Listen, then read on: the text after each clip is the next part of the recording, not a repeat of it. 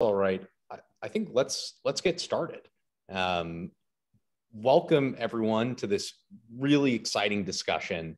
I've been looking forward to this for almost a month. To sort of set up this roundtable, and really grateful for everyone joining on a Thursday afternoon. I just love to start by setting a little bit of the agenda for today. Why are we here? I'll start sort of by telling my story, and then I'll share sort of what I'm hoping to get out of today, and then I'll give it to Dr. Denley and Mark to introduce themselves. But for those of you that don't know me, my name is Justin Wenig. I'm the co-founder and CEO of Coursedog.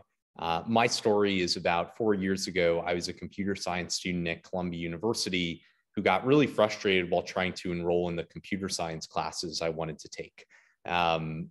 That problem that I faced as a student resulted in the creation of Coursedog, which is a company that hopes to solve problems around academic scheduling and academic operations for higher education.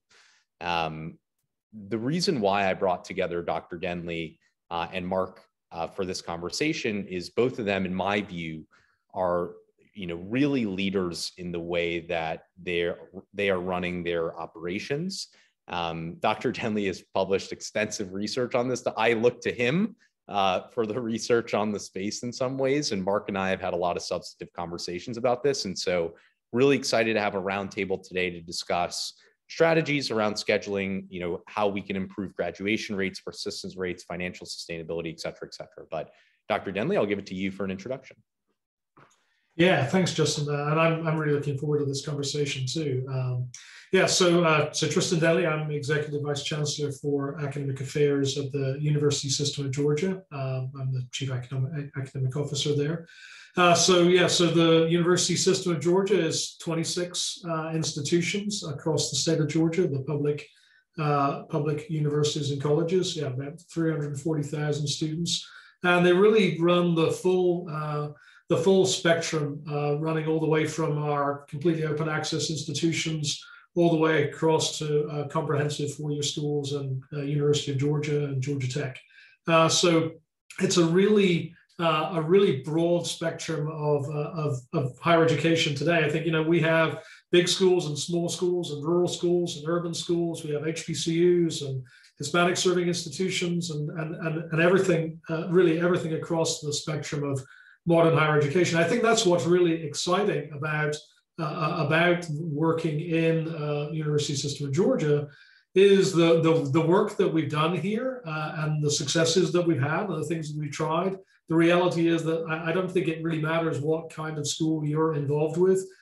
There's one that looks just like it in our system somewhere. And so, some of the things that I think we'll talk about today, I'm sure we face very much the same kinds of challenges that you do too, and maybe some of the successes and insights that we've had over the last few years will be helpful. My story really, I'm a mathematician by trade, and began back at Ole Miss as a department chair, involved in kind of the early ideas of course redesign. Moved from there to Austin Peay State University, where we really started to think about, well, what does a student success oriented university look like? And what are the ways in which we can reorient everything that we do to enable more students to be successful? And some of that was about exactly these ideas of scheduling, recognizing how important it is that students are not only able to get a full schedule, but the right kind of schedule.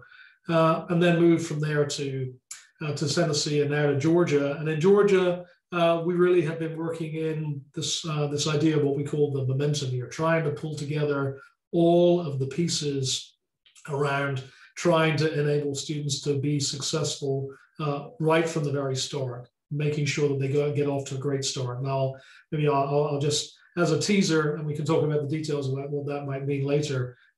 We've been doing this now since 2017, so it's reasonable now to think about four-year graduation rates. And our latest numbers are our four-year graduation rates are up 20%, 30% for African-American students, and 50% at our HBCUs. So I think it's something's working, and I'm excited to talk about it.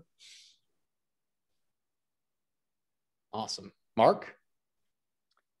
Well, Justin, I appreciate the invite to even be here and to be part of this conversation. It's quite an honor to hang out with you and Dr. Denley at the same table. And it's fun to see everybody else who's joined us.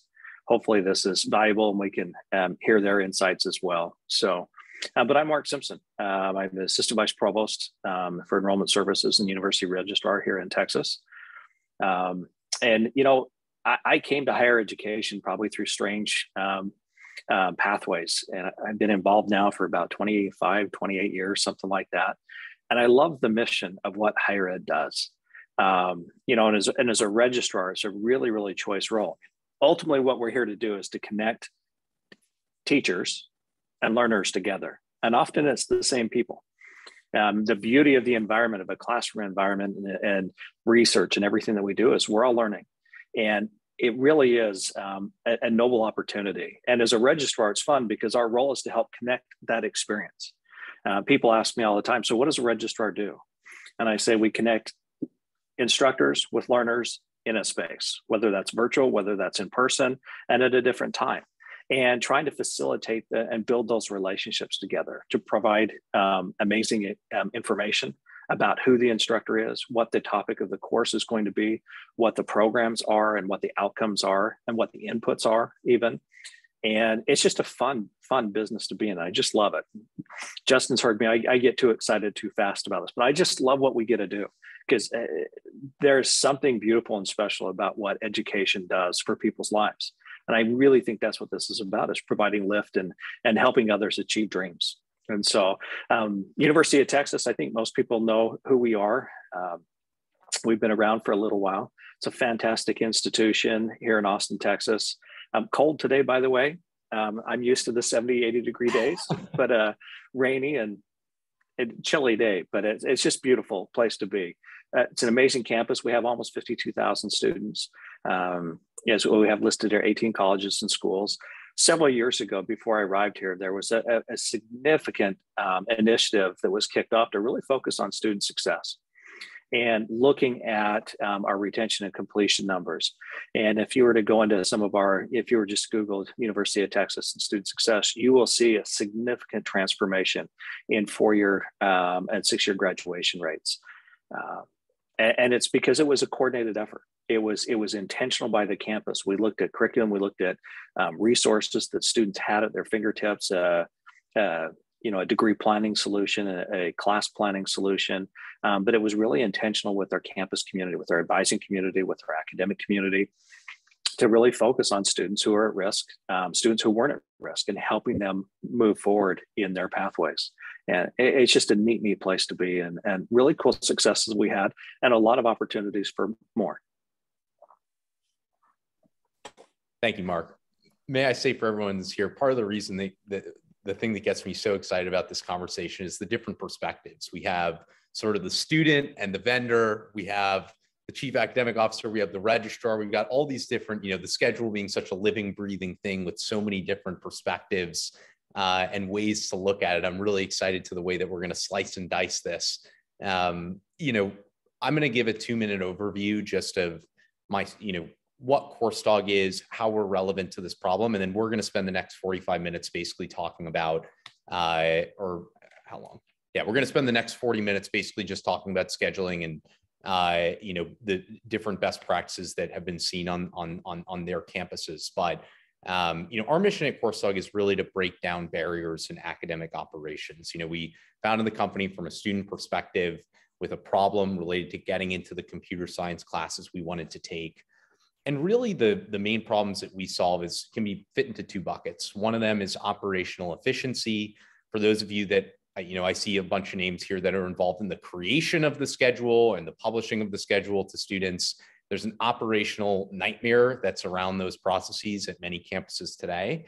And then the second pain point is really about how do you build better schedules for students and financial sustainability, right? How do we project course demand, create good pathways, understand the financial margin on our actual curriculum so that we're helping our campuses or our campus make better decisions about what should actually be offered. And really my core thesis, and a lot of the reason, and part of what I'm interested in investigating further today about why so many campuses struggle is I think that my belief is that these siloed academic operations, when you don't have a perspective on what the student actually needs to graduate, when you have curriculum creation be a different thing from the continuous evaluation of the sections you need to offer, and pathways are maintained on PDF documents in one place and then they need interaction from another place.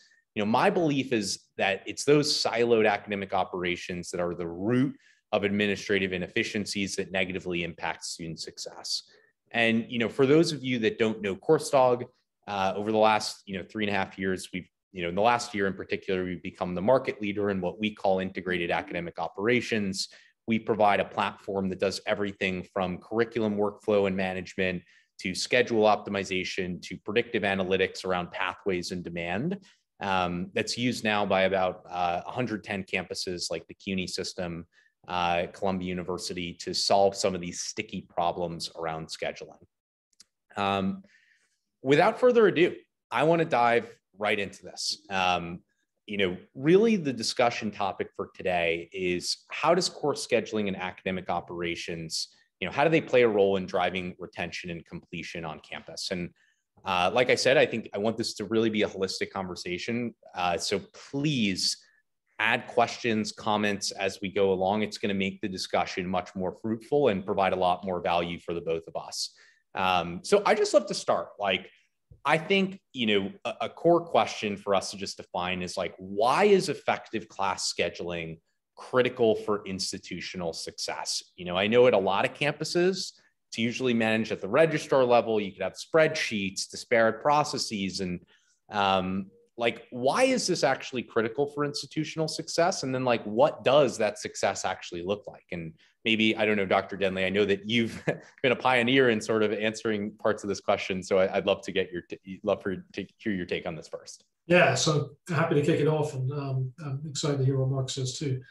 So I think the bottom line of this is, and we've been thinking about this hard now for, I think really the best part of a decade, that really going back to, there was a report that Complete College America put out really, I guess really is pretty close to 10 years ago now, that really said that time is the enemy. The longer, they were able to show in data that the longer it takes for students to actually complete the courses that they need to complete their degree, the longer that takes, the less likely they are to do it. And that was I think it was sort of a groundbreaking observation to realize, well, so if that's the case, well, then we bear some significant responsibility about that, because the reality is, and we know it across different campuses, I think it is such a common experience that and this is the experience that you share, the reason why you founded your company is people need to get into the classes that they need to get into, and sometimes they can't. And it's really frustrating when that happens. And I think there was a time on campuses, well, people will say, well, I guess, that's the way life is. Well, it doesn't have to be. And what we now see is how incredibly crucial that kind of barrier and impediment is. So some much more recent and much more detailed analysis that we did in Georgia, what we did was to take a really good hard look at the success rates of students based on the intensity of the number of hours that they take, and then disaggregate all of that even more fully by race, by income, by preparation. So there's a full-blown propensity score approach to see. So if you take two students and who are statistical twins of one another, and one simply takes more classes than the other, is there anything you can say about the success of those students? And here's the amazing fact, that every student is advantaged by taking a fuller schedule. Every student, no matter their background, no matter their demographic, no matter their preparation, every student is advantaged by taking a fuller schedule. So that now means that this question, why is effective class scheduling critical for institutional success? It is absolutely at the absolute backbone of what that means, because the reality is that often students are not able to take the full schedule that they might be able to take because of the way in which we create the schedule. That we don't put the capacity where it needs to be. We don't pay attention to the modalities that they need. We don't pay attention to the fact that as you say, there's silo effects where I have a course that needs to be taken before this one, but now they are scheduled at the same time. And all of those kinds of things happen habitually across campuses. And it really is the case in an incredibly material way. Every student is advantaged by taking a fuller schedule. And so the real question then is, what can we do to enable that full schedule to be taken?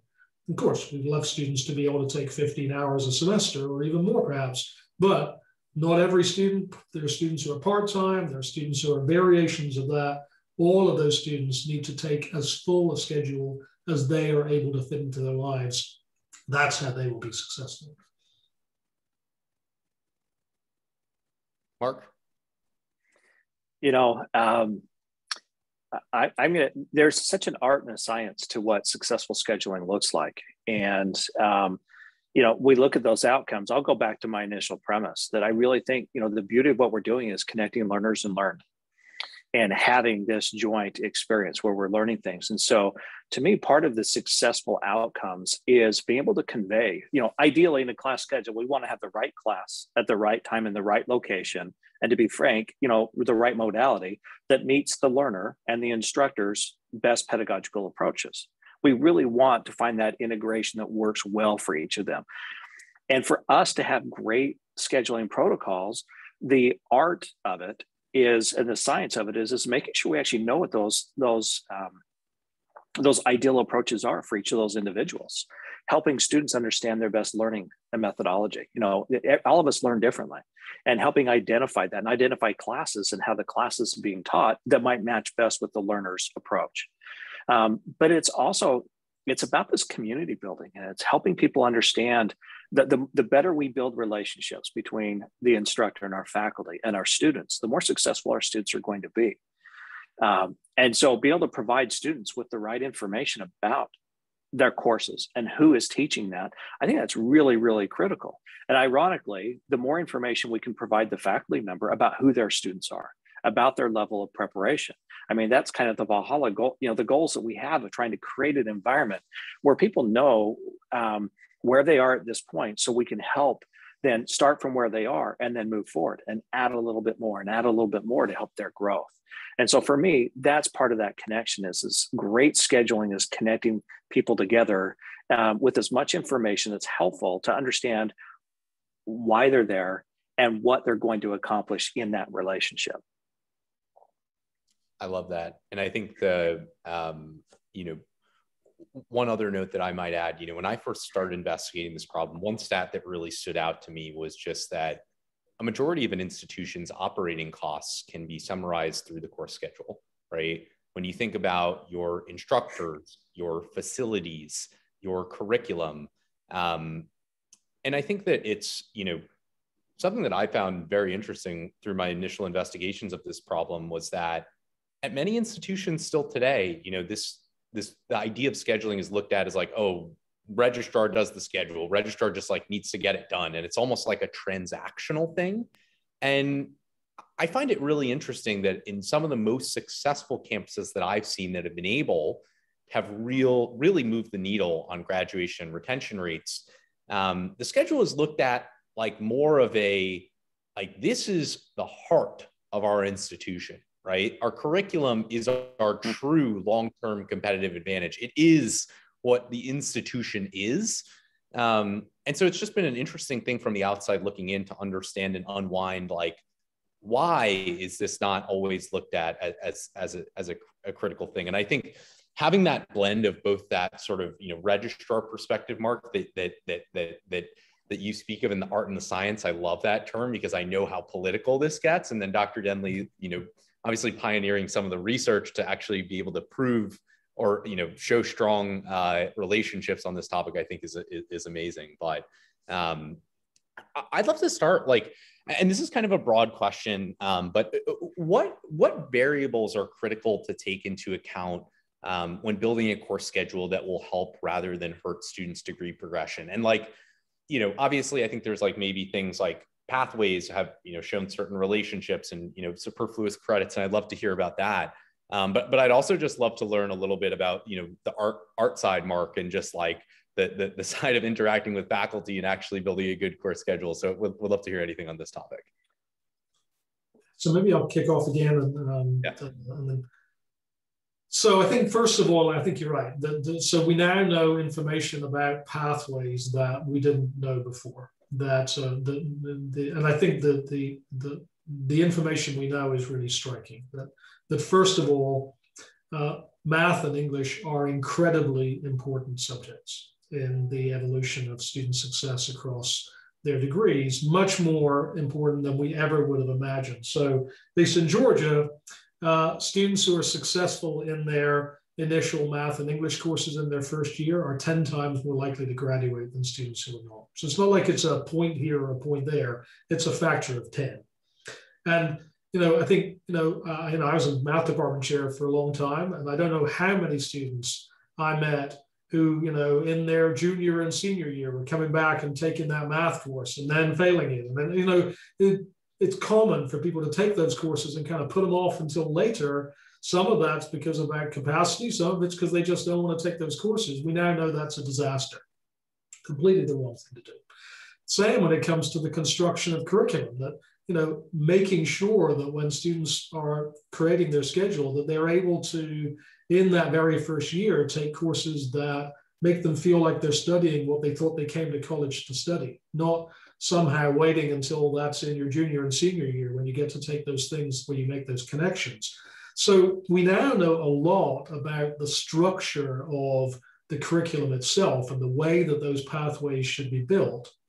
What I think is absolutely critical is that now we build the schedule in ways that enable people to actually take those mix of classes in the right kinds of ways. And that's the trick, right? Because you alluded to it earlier.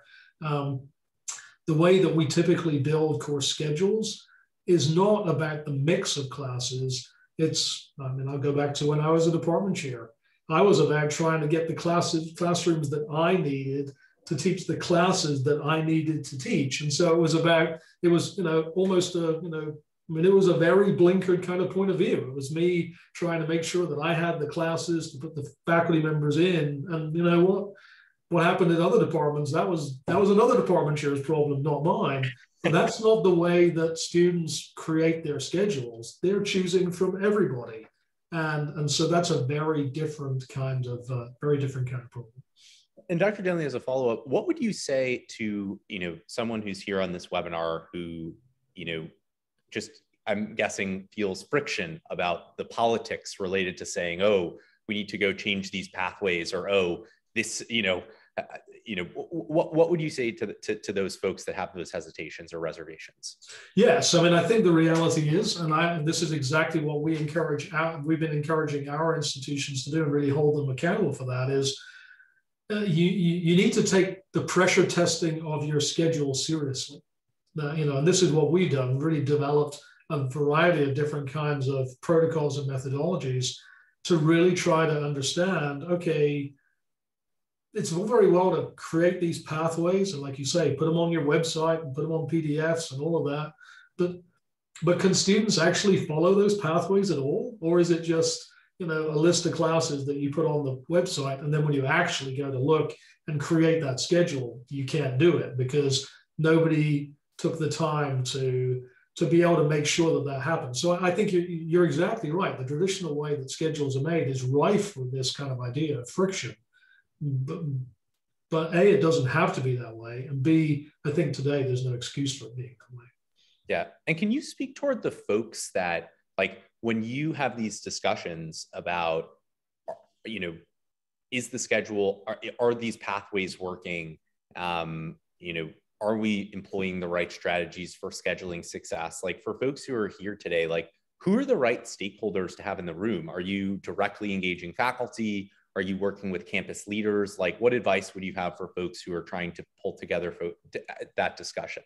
So I think it's a full court press. The reality is, it's not going to surprise you, I spend a lot of my time talking to campus leaders, talking to provosts, vice presidents for student affairs, we actually had a large-scale momentum summit where we had about 500 department chairs and deans, where we brought them in and challenged them around the momentum strategy is to say, well, okay, so what is the role of a department chair and a dean in this new kind of environment? But the reality is, it is also about faculty members, because recognizing that there is this incredibly important role that Mark has alluded to, connecting a learner with an instructor in the right modality in the right place. Magic happens right there, but that doesn't happen unless that faculty member realizes the importance of the magic that they hold, and that we want to make sure that we take full advantage of that. So it really is across the breadth of it. But I think in the end, a lot is set from tone from the top. But the reality is, provosts can make a lot happen on their campus by making it clear to everybody down the chain. Yeah, it's important that you teach your courses, but it's really important that you teach your schedule, and that's a really important change. One thought I've always had on this is it almost is, for those of you that have seen the movie Moneyball or have read the book on Moneyball, in baseball, at one point that their teams like the Oakland Athletics came around to incorporating analytics that a lot of data suggested resulted in better win-loss records. They'd win more, but there was always sort of these existing scouts or folks in place who were really resistant. And the players also, in some ways, in this case, kind of like the faculty, were resistant to taking advice about, you should play your game in such and such way, because oftentimes folks, they have these mental frameworks for what a university should do or the way their curriculum should work. And I love what you said about, like, there's no excuses anymore, given how much the data has really proven this out. Because I think, what you saw in baseball was that over time, everyone came around to everyone, like the folks who didn't come around to this concept were slowly filtered out and were, sort of left behind, while the folks who did come around to it were really able to adapt their teams or their campuses in whatever such way. I just love that analogy. But Mark, I'd love to get your take on this. I really I enjoy the analogy. Going back to the art and science of this, I don't want to discredit the difficulty of the science. And we need great technology that allows us to look at pathways and make sure that we're not having classes conflict. High demand classes shouldn't be offered at the same time for the pathways of students. And we know that. I mean, that knowledge is there, that science exists. I think that a lot of what we're talking about here is really the art and some of the challenge that we have of helping our faculty, helping our department chairs, our provosts understand the cross-disciplinary nature of what we're doing, and really helping connect these dots a little bit together. Because we could go out, we could create, using great data, we could create a really good schedule. But helping understand why and how that helps both the faculty and the student, I think, is really, really important. And leveraging the needs that the faculty member has, and building that together. And to me, that's the art. And I think that's where a lot of us live day in and day out. It's influencing, it's sharing information, sharing the data, sharing the research, and being part of those communications. But it really is, as we think about pathways, if we think about how we build the schedule, having our faculty, Dr. Denley talked about as a department chair, where it really was, well, I need to make sure that my departmental offerings are meeting all of the needs. Well, most students don't live in one department their whole life. We have interdepartmental transfer that happens. We have classes that are offered in multiple places, and to be able to show that overlay and those integrations that are there, and it's been fun to watch and be part of conversations as we talk about cross-disciplinary instructions. If we wanted to really get down a different path of micro-credentials and the latest, the newest ideas that people are really trying to innovate in the programming that they're offering, it's much more interdisciplinary than ever. And as we have that cross conversations, there is a huge art to this, to say, here's what the needs are. Here's how the knowledge in this history class actually relates to an engineering program. Here's how the structure and the logic of calculus or statistics applies to another discipline. And that's where I think a lot of the magic, the art of our work is really helping talk about and connect those dots with everybody. And awesome question, Sarah. Sarah asks, could you speak to some issues of prerequisite courses that are offered by a different department example, math or biology prereqs for psychology courses. And if I may just, provide my take on this, I think in startup world, they always talk about, you need to have very clear area of responsibilities. You need to be super clear about who does what. And I find that this is one that there's almost never sort of a person who's monitoring and saying, oh, is math and bio actually taught? Are these classes that students often take together taught at different times? Are they taught at the same time? It's essentially decentralized to, the overworked registrar to kind of eyeball the data perhaps, and those department chairs who, probably are just trying to get the schedule out the door. And so my take on this is, Coursedog, for example, our software helps to enforce these relationships. But I actually think a big part of the issue is just that oftentimes there's not a person in the university that's actually setting up these pathways, making sure these relationships are actually kept intact, et cetera, et cetera. But Dr. Denley or Mark would love to hear anything else on this topic. Yeah, I completely agree with that. The reality is we now know that structure matters a lot. And I think, in the past, it has been easy to believe that a student's performance in a course can be improved by the fact that, right now, maybe they're not set up to be very successful in this particular course. And so it's easy for us to think, oh, well, the way to enable them to be more successful in this course, if they're just not well enough prepared right now, they just need to take something else first. If they took this other course first, well, then when they go to take the course we need them to take, they'll be more successful because now they're better prepared. Now we now know that strategy doesn't always work out the way that we thought that it did. I mean, the most compelling version of that is co-requisite remediation. Like the fact that for 50 years we bought into the idea of saying when students need to go through and be successful in math and English courses, college level math and English courses, if they come in less well prepared than we want them to be, well, then they should go take all this other stuff first, because then they'll be prepared enough to be successful in the math classes. And what we see is, typically speaking across the United States, around 1 in 10 of those students who begin in developmental education in that kind of sequence ever actually complete a credit-bearing math class. Well, that's just completely insane. Now we know that by rethinking that structure, we now can actually basically level the playing field on success in those crucial math and English courses. So just simply by changing the structure of this prerequisite idea, now success rates of 50, 60, 70%, rather than the crazy 10, 12% that we used to have. So yeah, rethinking structure is enormously important. I think that this is, my first response when I saw Sarah's question is it's important to know that each institution is so different. I've been fortunate enough to work at 4 or 5 different schools in the registrar space. And, some schools, they can manage and control their prerequisite, co-requisite model because each department or each college controls all of that. And so it's a little bit easier. Smaller schools, typically, it's across the full life cycle. But then my snarky mark almost immediately came out because I think of the conversations I've had when people are petitioning, asking for a class to be waived or, some type of an academic exception.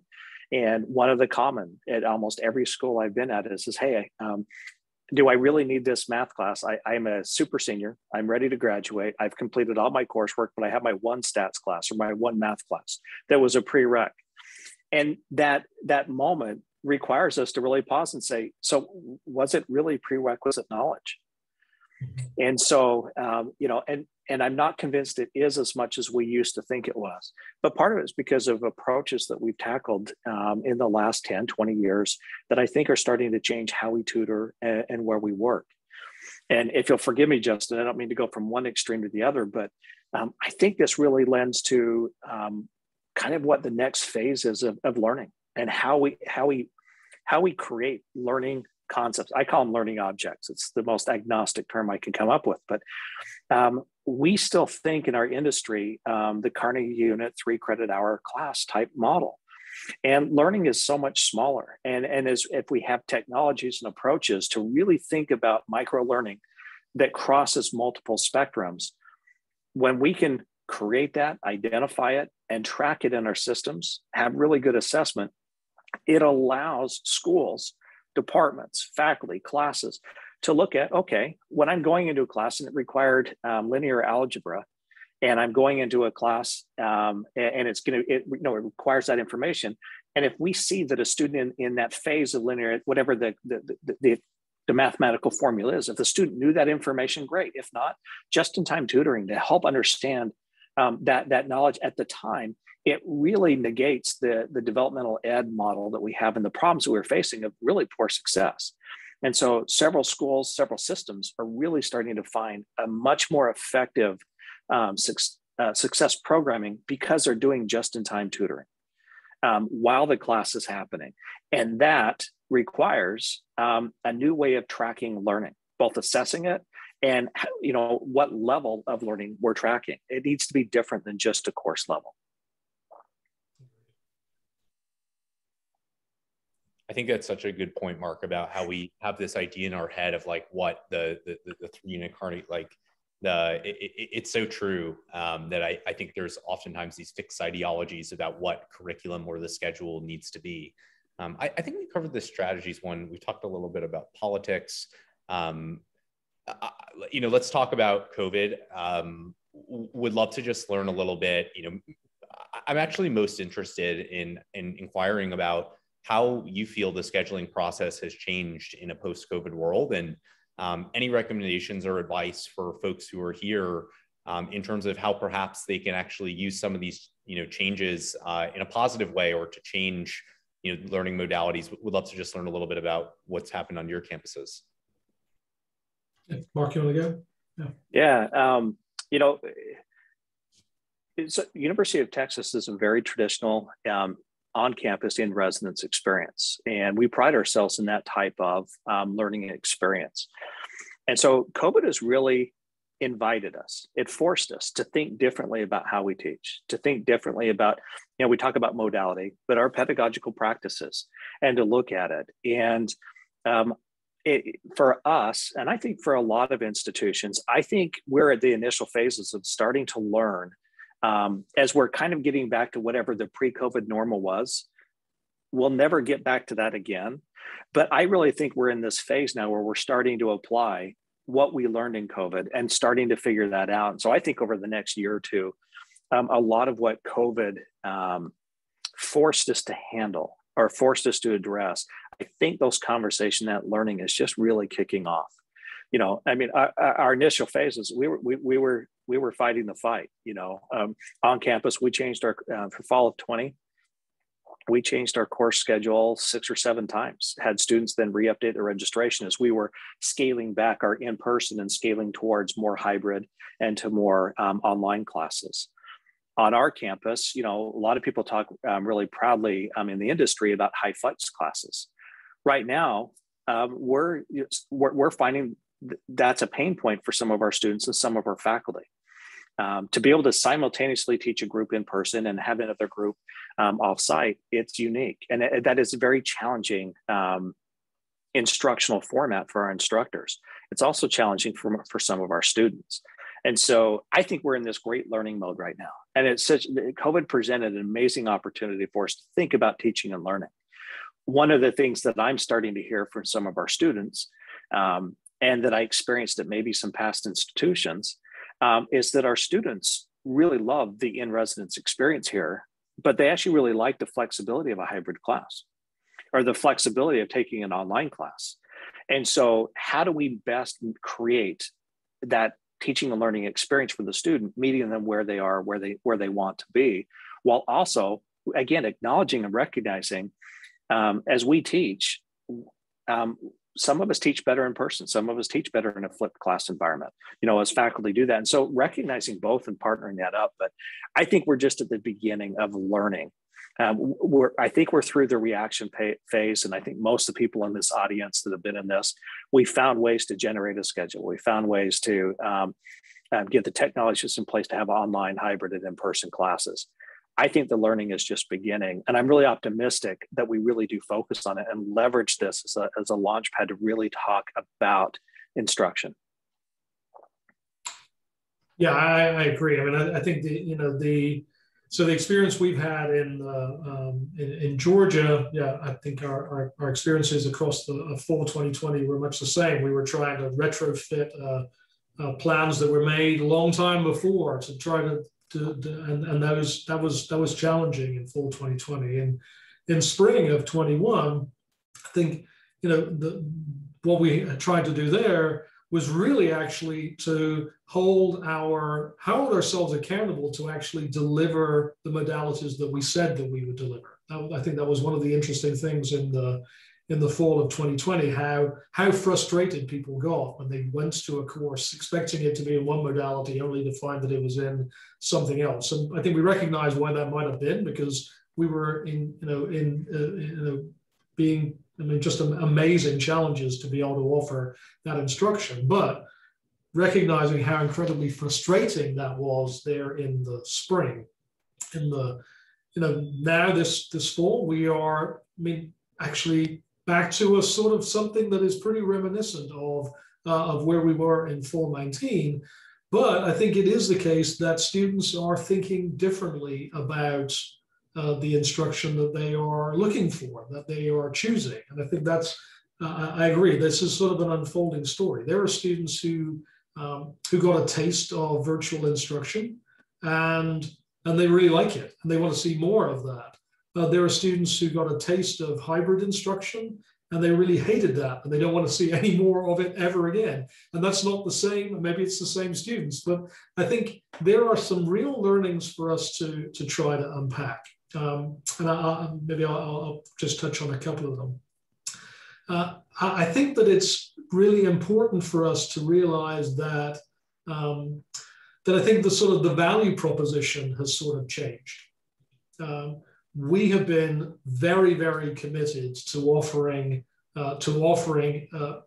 face-to-face courses. We believe that that is a really important and foundational way in which students learn.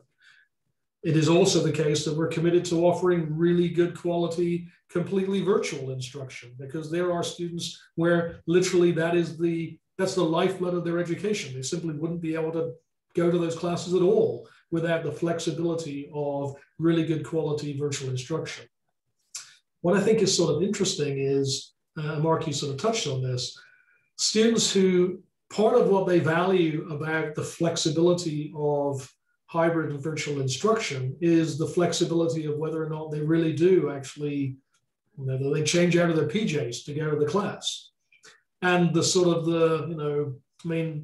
effectively the chagrin of, and I think we've all sort of done this, right? You get in the car, you drive all the way into the office and you sit there and you have this meeting and you think, well, I could just as easily have done this meeting over Zoom.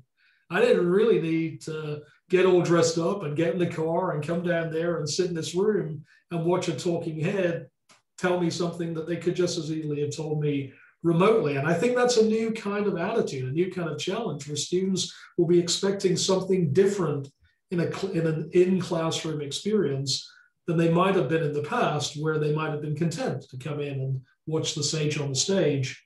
I think there's less patience for that than perhaps there was in the past. I think the other piece of it is that we shouldn't necessarily get carried away with this idea. I think flexibility is an important thing to think about, but actually I think using the right modalities in the right ways are even more important, maybe even when they aren't flexible.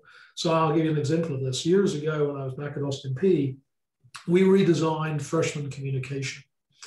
So traditional speech class, it's 3 days a week, 15 to 20 students in the classroom. It's really classroom intensive. But we had this sort of conversation about, well, does all of that comms class have to be delivered in that kind of a way? Isn't it the case that, sometimes you have to give a speech to a lot of people. Isn't it the case that there's an advantage to teaching some of this in a larger group setting? And anyway, some of this material, how do you even allow people to study the way in which people speak or the way that speeches are delivered. So we, in the end, happened on a different kind of hybrid approach. It wasn't like each day the student had a choice about the modality they were going to be using, but the modalities changed each day. It turned into an 8-week course, 5 days a week. 3 of those days were in person. 1 of those days was in a large group experience. And then the other 2 days of the week were completely virtual. And in the virtual setting, students were then introduced to, they maybe had to watch and contrast different speeches, and they could start and stop and contrast and compare and rewind. And you can't do any of those kinds of things in a traditional face-to-face experience. So the flexibility was not about how do you want to learn that day. The flexibility was, let's choose the modality to be able to provide the instruction in the best possible way. And that's a little different. I really appreciate that. And I want to acknowledge Carla's comment in there and ask you a question if I can, Dr. Denley, sure. Because she asked the question of, we're talking about accreditation standards and that kind of stuff. And one of the benefits for all of us is, course modality is a required element when we report for accreditation. If any of you are certifying veterans, their benefits are based on whether it's an in-person or an online class. Our international students certainly have, there's a lot of dependencies on an in-person experience in so much of our certification protocols, even financial aid. And we were granted this great gift of most of that was waived during COVID. And so our international students who were on campus, in order to maintain their visas and to be qualified, they had to have in-person classes while everything went online. And so those requirements were waived for a short period of time. And so the question I have is, looking to you, somebody who's in in a system leadership role, what can we do? How do we help our accredited? Again, these are the politics or the governing bodies that we work with. Department of Ed, Title IV rules. How do we help influence or educate the value of the different modalities and still being able to allow students to persist and exist on our campuses and take these classes? Because I think that's what's going to draw us back to a very traditional model. And so I'm just curious, what opportunities do we have here? What can we be doing? Well, and I think exactly conversations like these and others that are happening right now, I think you're right. They're sort of pivotal, because the reality is that the whole way in which we think of contact hours, the way in which we think of instruction at all is, it is hyper traditional, right? It's really grows out of instruction that, I don't know, depends on how far you want to go back. But let's be generous and say 100 years, but you could be ungenerous and say 500 or 1,000. So not that much has changed in the way in which we think of contact hours and instruction. But a lot has changed very recently in the way in which we now think about how that instruction might happen. I really do think that it's the case that up until relatively recently, certainly before pre-COVID, if I talked about online instruction, then we all defaulted to asynchronous online instruction. Mm-hmm. Largely because that's what everybody did, not because it couldn't be done in other ways, but that was the model that we all defaulted to. Then across COVID, I think, of course there was plenty of asynchronous online instruction, but there turned out to then be quite a large amount of synchronous online instruction. And now people, as we say, we're teaching in a virtual way, but in a real-time basis. And I think now there's a bit of all of that happening, but all of that over time is going to change the way in which we think of and understand what we mean by what we mean by credit hour, by what we mean by contact hours, by what we mean by appropriate faculty interaction, even down to faculty role is, I think, going to be thought of in different ways, because it is the case over time that it doesn't have to be an individual sport anymore in teaching a class in the way that we have in the past. Yeah.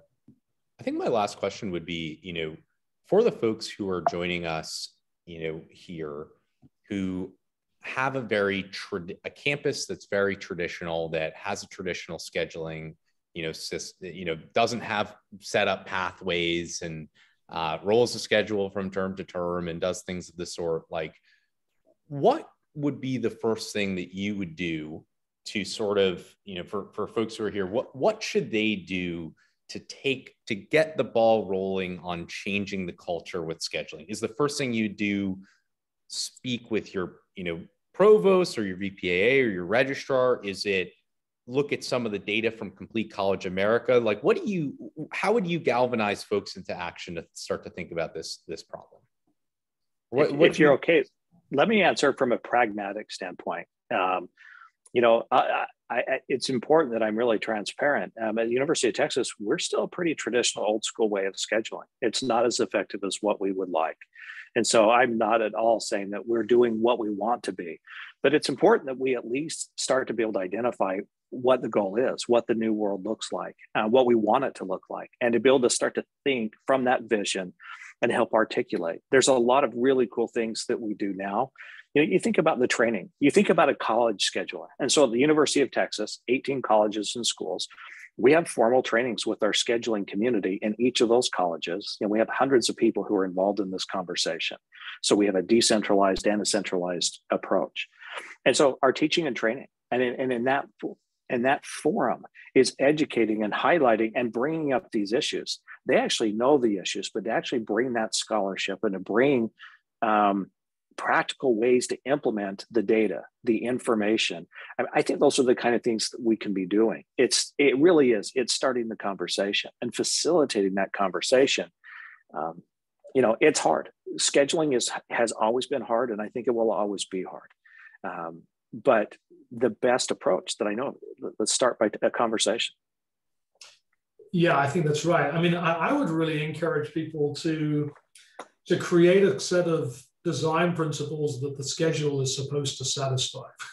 That I think up until now, this design schedule has been, you need to schedule the classes, and ideally we could, there's capacities that perhaps people are interested in, but I don't think much more than that. I think, having a substantial conversation on a campus to say, look, overwhelmingly, what are the design principles that we think the overall course schedule should create? What are the fundamental principles that we are trying to establish out of what it is that we call the course schedule? What do we want our student experience to be? And then how can we get there? Because I agree. I mean, our institutions are using a whole variety of different methodologies to do that right now. I think everyone is experimenting with different kinds of things. We also are doing a lot of training, a lot of these pressure testing kinds of things. But the reality is that truly understand within the context of the institution itself, within that culture, within that community, what do we want the student scheduling experience to be? What do we want the schedule to do? Then you can know how it is you're going to try to get there. Yep. I think that is a great, transition. The last thing I'll say to folks just in the last 3 minutes here, our mission at Coursedog is really to break down these barriers in academic operations. And I'll give folks a 2 to 3 minute overview, just sort of what we do. But I think the high level is, my suggestion is actually, I would agree with what Dr. Denley said. I would start by saying, what does your ideal schedule look like? Create some of those design principles and really identify some of the problems on campus. Me on the vendor side, I can help you with solving a problem that's identified and that folks are bought into, but I think there's tons of pre-work. One of the ways that we can help at Coursedog is we can help you to understand what are the best practices, right?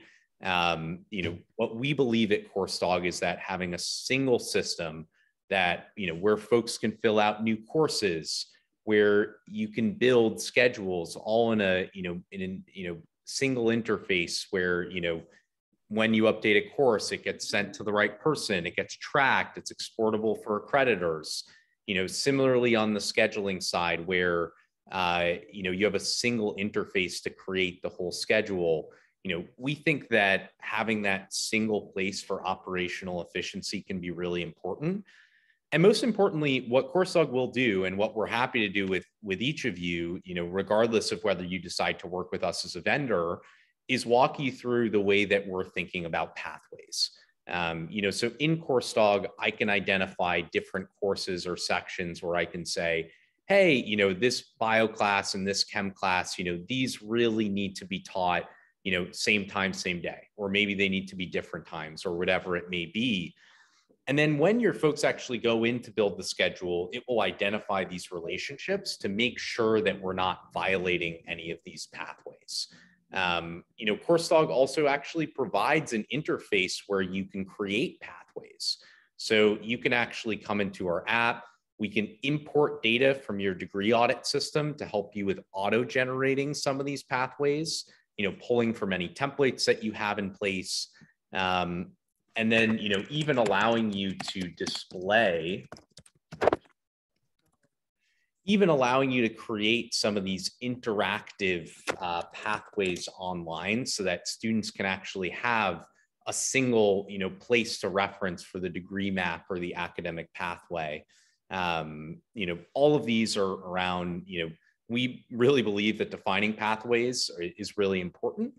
But the last thing that I think Coursedog, and where we're probably the most helpful in terms of graduation and retention rates, is that, we really believe that you have to measure things to know if you're improving, right?